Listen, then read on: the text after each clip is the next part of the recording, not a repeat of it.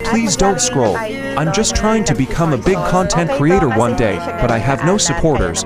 So if you have the chance, please subscribe. Dito ng seasoning para mas malasa. And then, iginisa ko pa ulit ito ng mga ilang minuto pa. At naglagay na rin ako dito ng tubig. At pakukuluan na natin ito mga karne dahil sa mga ayoko rin gumamit ng pressure cooker kasi gusto ko talaga natural way ng paglagay. Mas masarap kasi talaga mga mare yung mga karne kapag hindi siya ginamitan ng pressure cooker. And after ilang oras mga mare, yes, umabot nga ito ng mahigit 1 oras dahil nga makunat siya.